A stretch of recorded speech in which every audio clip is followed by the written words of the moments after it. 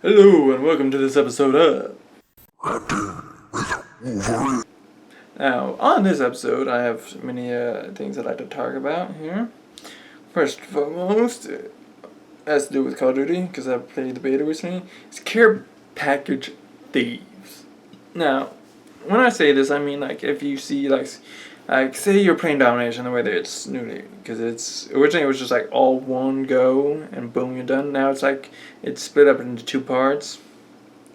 And at the beginning of the first one, not the beginning of the first one, like through the first one, you accumulate enough points to where you have a care package. And you're like, it's going to end soon. I don't want to miss out on what I got here. Switch to the next point when we're starting. Get it. And probably better use that way because it's about to end. Even if it's like close or not. And then you do. And you're sitting around waiting for it to drop, but there's also somebody else in there who's going to try and take it for whatever reason they think they can, because it's going to take longer for them than it would take for you, which is what I think is smart, what they did with this, with care packages. So originally I think it's like either or could take it at the same rate of speed, like you or a friend. But they changed it up to where it's like, if it's your care package and you're calling in, and they have it in the coding where it sees that, you take it in a quick bit, whereas everybody else would take a bit of a longer time to get it. Just smart. It also helps allow you to, in case, an enemy's trying to take it, you can easily, you have enough time to kill them, and you're good. But unless you're in an area where you see people dying and you can tell, like, the person who called it in is dead, which sometimes it's hard to see or not, which is understandable. Only then is it okay to try and take it. That way you get it, your team gets it, and not the enemy team. It's smarter that way. But you still have people who just like stand around seeing that you're calling in, like, oh, I'm gonna get it. Like, idiots. First off, think. You should know by now that it is quicker for the person who called it in to get it than it is for your ass to get it. Even if you're like hitting that X button at the same time, they made it to where it's like the person who called it in is quicker that way. You don't have assholes like you stealing it. It's annoying. It just shows how much of a petty person that you are. Like, oh, this person called it in, I'm going to get it. No, fuck off, earn your own. The only reason why you should be able to get it is if you see them dead and you kill that enemy, then you take it that way, that in case there are other enemies, that they don't get it. That's the only reason why you should be trying to go for our teammates' care packages, because you know that they're dead and you don't want to make sure the enemy team gets it and use it against you. That's the only time. Otherwise, unless they say, have it, fuck off. Period. Because I've had it where it's like in games where it's past Call of Duty, like I call it in care package, and some teammate tries to steal it. It's like, seriously, dude. Just shows how petty you are and how you're not willing to earn it yourself. Not to mention the fact that you're taking a point in time which you could be ensuring that your teammate who has called it in gets it, instead of the possibility of an enemy just coming around the corner and killing you both and they take it. You need to watch your teammates back. I mean, this is a team-based shooter. You ain't watching teammates back. What's the point of you being on my team? But that's my opinion on that matter. Another matter here is, which shows how stupid some people are non-map voters and map haters. Now, first off, I can understand hating certain maps because they are kind of like, they weren't designed well. There's no way to easily play them where like you can help your teammates out better. Some maps are just stupid. They are. But first and foremost, unless you have actually voted for the map either you want or against the map that you don't want, you need to shut up. It's the same way in like any electoral area of the government, be it a mayor, the president, whatever. Like saying, like, I don't want that person to be president. Well, did you vote against them? Did you vote for either the one that you wanted, or did you vote for against them? Like, no, I didn't vote because I don't like either of them. Like, that's not the same thing. You need to really voice your aspects. You can't just say, I don't want this person as president, so I'm not going to vote for him. But I don't like him either. So, like, do your homework, see what you like, see what you don't like, vote for the person you want, and even if it's not for the person you want, vote against for the person you really don't want. As they say, sometimes you need to take the lesser of two evils. If you don't choose either, then, you're not really helping yourself out, because if you didn't vote and the person you didn't want in office is in office and have the person that you were running against, and you could have voted for them into office, and they could have done a better job. That's on you, truthfully. Well, that's the only politics I'm going to say here and there. It's a gaming rant, okay? But again, it's like the map. If you don't want it, the way Call of Duty works now, which is cool, which I think they need to kind of implement in Battlefield. I know people, like, well, Battlefield's better than Call of Duty. Call of Duty's better than Battlefield. They both have implications that can help either or out, period. And in Battlefield, what they could take from Call of Duty is the map voting, because I think that whole, this is the map you played on, now you're going to play on this map. It's like, well, what if I didn't want to play on that map? What if I want to play on a different map? Now, granted, with them, they kind of do, have, it's kind of interesting because they do rotate through, all the maps. So you're not going to be going from, that Skyrise map onto, the... well, it's hard to say. You're not going to go from one map to the next, then back to the map you just did, which is kind of smart. And both aspects are kind of okay with map voting and non-map voting, which is it's rotated. But with Call of Duty, it's like you either vote for this map, or just go straight random.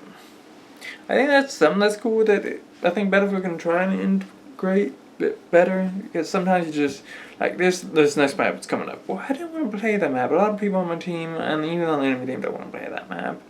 Give us a chance to choose which map we want to, play on. You can always have those type of servers where that is allowed. Have servers where it's it has map voting, or have servers where it's non-map voting, which just it's complete, a rotation. You can do that. Hell, you have server browser. You can easily check for that stuff. It's not that hard. You can just have it in the server browser area. Have it as an option, because people, can rent their own servers and do whatever they want with that server somewhat, to an extent, which, because some people want to ban certain weapons or weapon attachments, but they can't. You can only ban just that, section of weapons like shotguns or assault rifles or carbines. You can't just choose to, pick these weapons that you don't want in your map area because you want to have certain type of way of things to go down. But, you can have that as an option. You don't actually have to have that in the full game. If, choosing whether you want map voting or non-map voting, you just have it as people who rent servers to have that on and off. They should be able to allow for, sorry, somewhere around here that just looks weird to me. Should have the option to choose which weapons they don't want, and not just the category of the weapon. Choose which shotguns you don't want in your game, to just having no shotguns at all. It's something that you think they can do. As in, sorry, the people upstairs noisy as shit.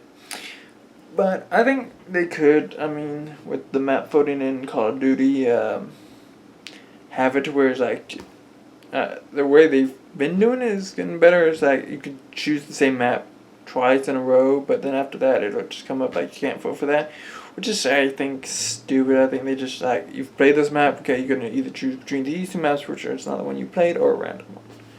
I think that's the way they need to keep it. It's that map that you just played shouldn't come up as a choice to vote for.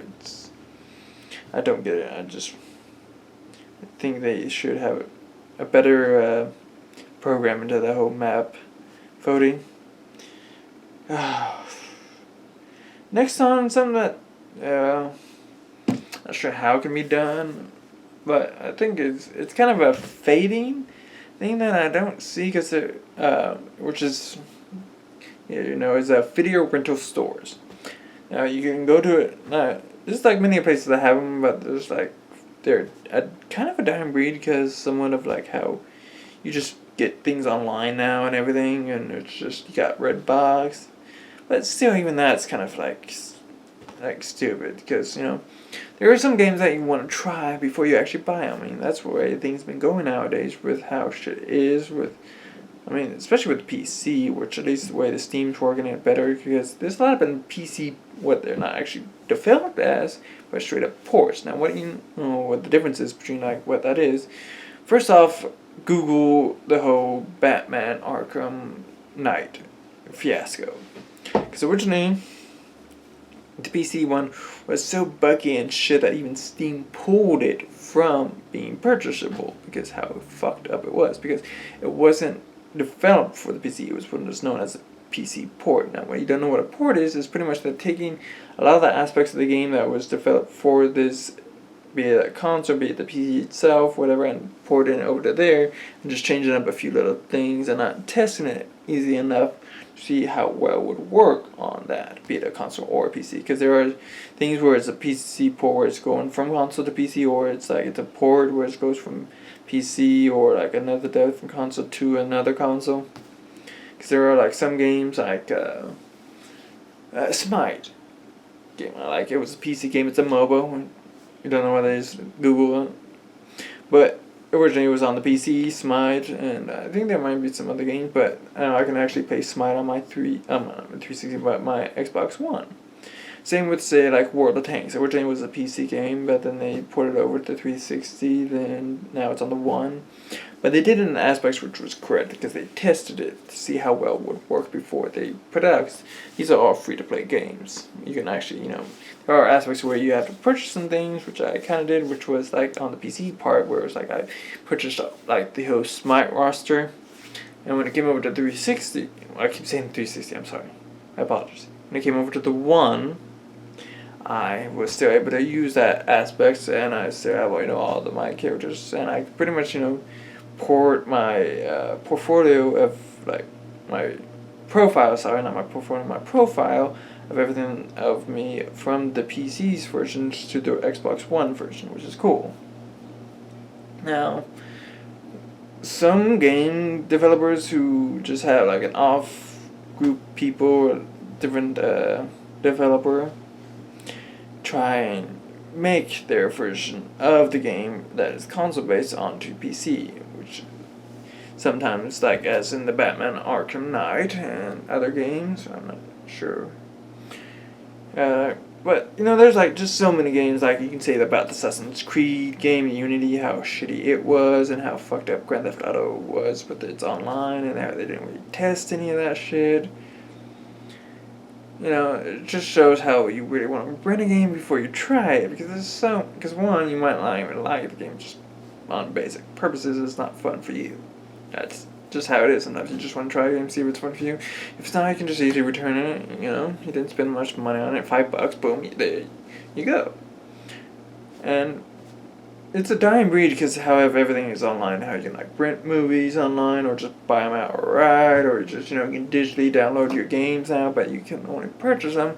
That's why betas and demos are a good thing nowadays. That's why kind of the beta of Black Ops 3 was kind of shitty. People kind of hated it, but it was not too bad. Because originally it was like you had to pre-order to try the beta, but the last day or two they opened it up to the public because they probably were going to do that anyway, because they need to test their servers. They need to test how everything works and how everything runs. That way when the game comes out, it's not, being just crashing all the time because everyone's trying to, play on their servers, but they didn't calculate how well their servers could handle it. When they opened it up to the public the last day or two on all the aspects of the consoles and the PC, they saw how their servers worked and whether or not they needed to buff it and really work it before the game comes out or whatever. That was smart. And coming up, we have the beta, which was recently announced for Battlefront, the Star Wars Battlefront game. Now, supposedly, it's not going to have to do any pre-ordering or any of that aspect to try out the beta. It's going to be open. It's supposed to be coming out in October, I think. Either the game itself or the beta is coming out in October. I'm not sure. I think the beta is going to be coming out here later in September, maybe. We'll see. But that's a good thing, because you want to test your servers, because supposedly with Battlefront, it's an always online game. Kind of like Titanfall was, but better. I don't know. We'll see. Like I said, we'll see. But that's why I think video render stores still kind of need to be a thing, because not a lot of these game developers are, having demos or betas or any of that stuff. And you really want to try the game before you really buy it, because you might not be getting your money's worth, and you can tell that sometimes the first bit. That's why Steam has this thing where it's like, if you play the first 2 hours, before you play 2 hours of a game, if you just don't like it, you can return it for your money. And they'll see whether or not you played it well and how long you've had it, because you have to have it within a certain 2 weeks to You have to have only owned it for under 2 weeks and it can only play under 2 hours, I think. But even then, that's kind of sketchy because like in 2 hours you don't really play that much of the game and you can't really tell whether or not it's good or not sometimes. But still, it's a start. I think it's a good start. Whereas like in you kind of need to do that with I think games here on consoles, like because most times you don't buy them at a store, and even when you do, 9 times out of 10 when you return them, sometimes you don't get your full money's worth. Whereas like you do probably with like Walmart or Target, but within GameStop, their whole array of stuff is kind of stupid. It's hard to say. That whole area is and everything, but I think video winter source is still kind of anything. And another thing that lastly here, somebody already talked about that I think is kind of is an iffy topic is pre-orders and time exclusive DLCs. Now, with pre-orders, the people kind of need to calm down with some pre-orders with some of these games because you need to really try the game before you buy it. That's why I think video winter source is smart, or just watch YouTubers like the real ones that you want to see about the truth, not people who seem they may be getting paid by the developers, like they're talking how good the game is before it comes out. It's like, I want to wait for a review on somebody who's not, got a biased opinion because they play Call of Duty a long time and they get flown out to play the new game before it comes out. It's like, I don't know if your opinion really matters because like the only reason why they're saying good things about it is because they're getting flown out to do this stuff over and over and over. It's just a cycle of just like things that you just don't want to see, like I want to get a real person's opinion. That's why I watch like Angry Joe for like movies and games sometimes and stuff. It's like I want to see a reviewer actually just straight up say the good and the bad of the game. That's why some people are actually flown out to play some of these newer games and stuff because they really trash on the game, on the bad aspects. Because like what, like no, this is what's good with the game. This is what's bad with your game. This is shit you could fix. That's what a reviewer is originally intended to do. They're gonna give the good and the bad, and that's why some of these, like Game Informer or just critics online and stuff, they're not paid to give the good and the bad. They're just paid to kind of give the good, and they're just not ready to give their too much opinion about some games sometimes. It seems odd. Journalism and gaming industry just doesn't seem good anymore. Because even journalism kind of just doesn't seem good anymore with like the news and everything. It's just, but I'm getting beyond my point here. It's just I think people need to stop pre-ordering games because you have always these stupid ass incentives. Like if you buy this game here, you get this. But if you buy this game here, you get this. Like well, what's the point in that shit? If I buy it from Target, I get this mission. But if I buy it from Walmart, I get this other mission. Like. It's stupid, it's annoying. Like, if you saw, like, the pre-orders with Evolve, or, there's even some other games, like if you, like, I can understand, like, if you pre-order a game, you get this from anywhere. That's kind of cool. But if you, like, gotta go to a certain retailer to get a certain item, it's stupid. It's going beyond the aspects of stupid. It's just, like, what's the point, You can kind of say the same thing about, like, Destiny and how they're handling things with some of their pre-orders, like with like the Taken King, how it's coming out and everything, and how they try to handle it.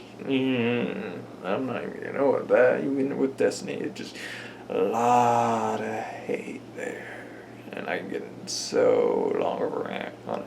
I'll wait for another video to do that. But with as well as you can say with like the Taken King and the DLC timed exclusives.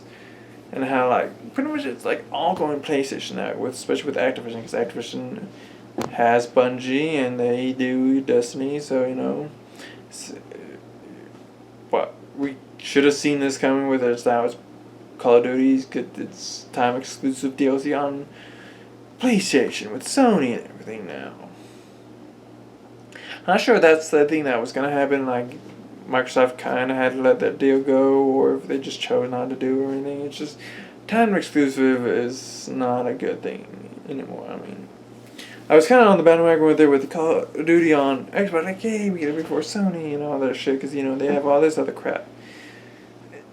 If you want to win a person over to a console, you need to do it with, like, game exclusiveness, not DLC exclusiveness. Because I mean, like originally it's like you have like Banjo and Kazooie or Ratchet and Clank and all that stuff with over on Sony's on PlayStation, and with Microsoft you have Halo, and you have Gears of War.